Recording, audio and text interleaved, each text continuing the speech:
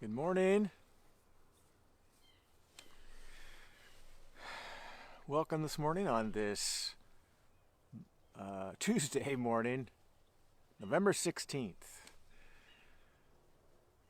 Wendy, good morning. Hope you're doing well there down in Shaver Lake, or maybe up in Shaver Lake, depends on however you look at that. Janisa, good morning. Dana Kreshak, good morning. Sally Crocker, welcome. Jim and Kathy Fuente, good to see you this morning.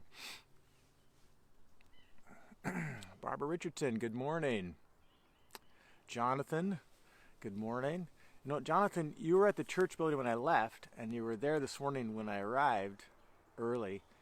So, did you sleep there last night? just checking. Helen Lansing, good morning. And my mom, I saw you go by there. Good morning. Deanne Fine. I see Daryl and Suzanne. Carmen Lego, good morning, everyone.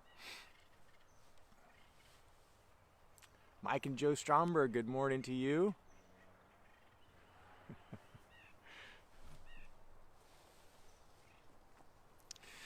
I am not in Ecclesiastes today.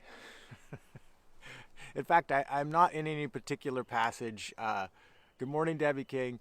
I am here to, part of the goal of the devotional time this morning and my commitment to myself, which I haven't always adhered to, is this is just an extension. Our time here is an extension of whatever I was studying, earlier in my own personal devotion. Well, lots of times, not lots of times, but sometimes for sure, what I'm dealing with in my own personal devotions, I was like, nah, I'm not going to share that. I'm going to share something else. So I've done that more times than in the last couple of weeks, especially because, when you're going through more emotionally weighty things in your life, and not circumstances, but just feeling the weight of things, and it's like you guys don't need to hear day after day, my inner workings. But today is different. I'm going to actually talk about that a little bit. Marcy, good to see you this morning, and Tim, if you're watching also. So, because it fueled really my morning in walking through this idea of detachment.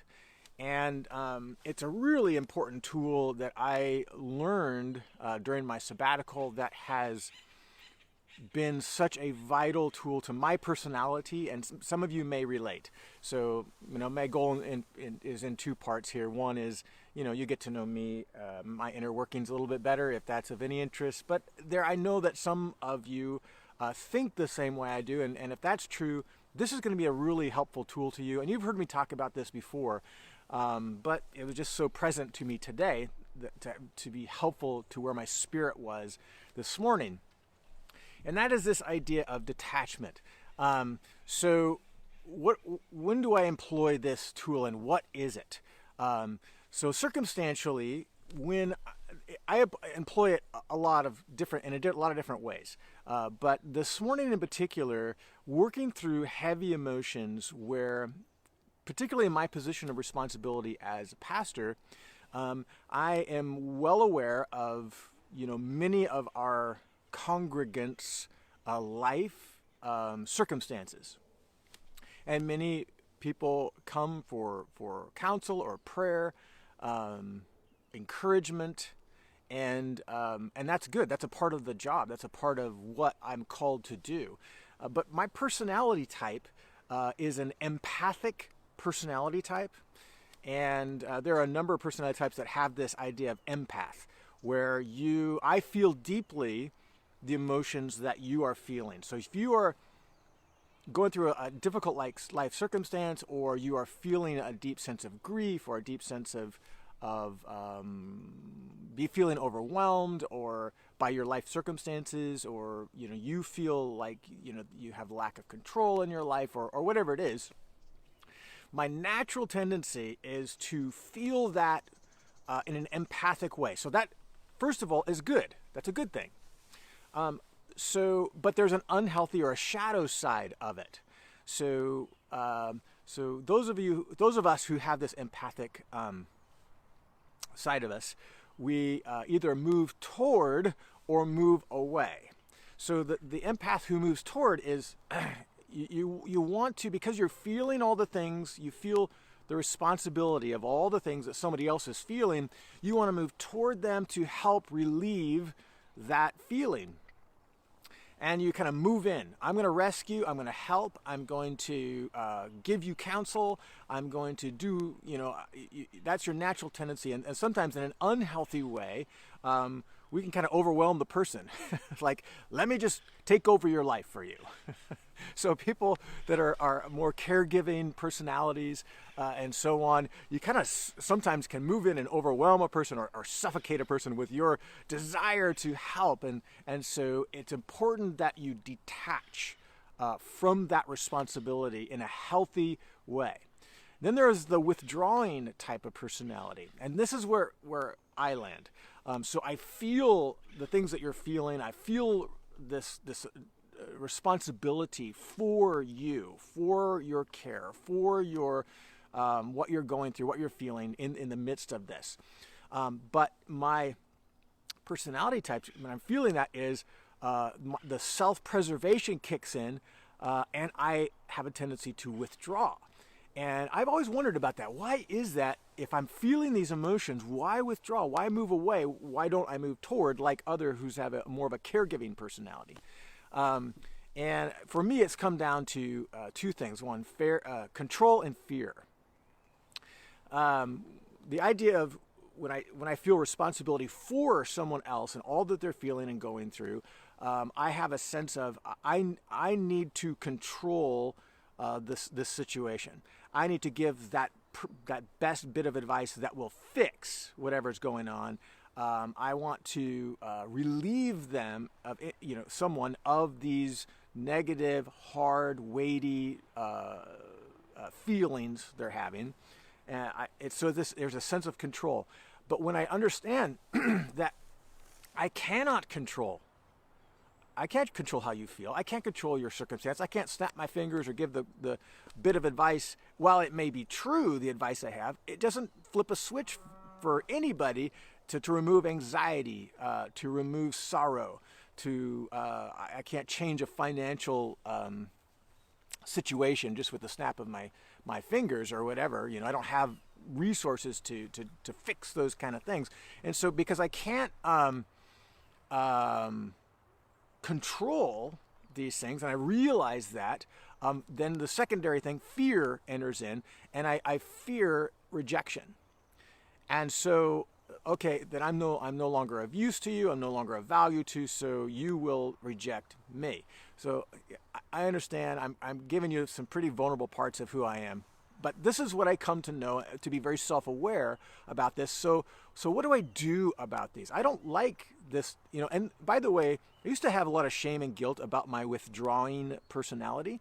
If I feel like, I can't control this, run away. To fear rejection, I'm going to move away from someone. I don't like that. I used to feel shame and guilt about that. But I understand as I study this more, and I speak to those of you who might relate to this, that response is not a moral response. I'm not a bad person if I have that feeling. This is a part of our limbic system, which is a more of a primitive part of our, I don't like using that word because it feels like I'm talking about evolution, but it's a more basic part of our emergency response system that God put in us. And it's the fight, flight, freeze, fawn response. And it's innate. It's not a choice. You just have this response when there is a sense of threat, right? Whether it's a real threat or a perceived threat. So when I can't control and I'm feeling a fear of rejection, there's the threat. And so my natural response is my limbic system kicks in, and that self-preservation, survival mode, my natural tendency is to withdraw. So it's not a moral choice I'm making. It's just a natural response that is just inside of me. So I try to set aside the shame and the guilt. Like, okay, it's none of those things. Don't beat yourself up about that stuff. But you can have choices here. So I don't want to withdraw. I'm a pastor. I want to help, actually. So what do I do in this circumstance? I detach. And sometimes this word is associated in our minds with be it feeling aloof or disconnected or not feeling feelings. That's not what this word means at all in this sense. What am I detaching from? I'm detaching from my fear. I'm detaching from my sense of being out of control. And I am I'm taking not and I'm releasing myself. I'm giving up. I'm letting go of my sense of responsibility for another person, to feel all the things they're feeling, to try to fix the circumstance, to try to create that one key bit of advice is just going to change everything. I release it. That's what I'm detaching from, not the person. I'm detaching from my unhealthy sense of responsibility for someone else. So that when I detach like that, it disengages that withdraw response. So I release those things, and now, believe it or not, by detaching, I can move toward. Isn't that interesting? I can move forward and move in because I'm no longer feeling the responsibility to have that bit of advice or to change someone's feelings or change their circumstances. I detach from that. I've released my sense of control. I've released my fear, and I move toward. Now I can have compassion. I can listen. I can support. These are all the things I want to do. But to do them in a healthy way, I have to detach. And so detachment is the first. And another way I've detached is, what do I do with that control? What do I do with that fear? It doesn't just go off into outer space. I have to, and this is where God plays such a central role.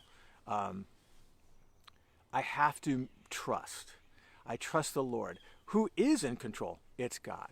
Who can move into someone's heart, unlike me, and really start to affect change? It's God. How God can speak truth. God could speak to our inner soul. God can speak to us in ways that no other human being can. And I can point people to God. And I can be there and walk with people through their difficult time without feeling the responsibility for them. I can just be responsible to them and point people to God, while I myself am learning to trust in God over those things, in those things that I cannot control, and to give my fear. If I detach from those things, I give them over to God, and He comforts me while I'm trying to comfort you. Isn't that strange how this all works? But anyway, this idea of detachment has been such a helpful revelation to me that I've had to practice over and over and over. And the reason I'm talking about this is this morning was no different. I was just feeling overwhelmed by the burdens of a group of people whom I love, Grace Fellowship, and I do feel a deep responsibility as a shepherd, and I am painfully aware of my inability to control. I can't. I want to, but I can't. I'm not in control of so many things, and I have to release that. I have to detach from that, release it to God, move toward Him in trust to overcome that sense of control and to release my fear so I can move toward. If that makes sense to you, I hope that this is a helpful idea, and it speaks life to me, and it helps me to do what I feel God's called me to do in a healthy way, and not detach in an unhealthy way. Like withdraw and move away from people who are going through something that's difficult. And so, Lord bless you as you navigate these deep issues of your heart. God is with us. He strengthens us, and He alone is in control. He can change our circumstance. He can change a heart of a wayward child that is so burdensome to you. He can comfort us in our times of sorrow. He can comfort us and give us strength and wisdom to navigate these windy, twisty roads with a bunch of rocks in them. So Lord bless you today, and I hope that you are have a deeper sense of God's presence, and we'll see you again tomorrow.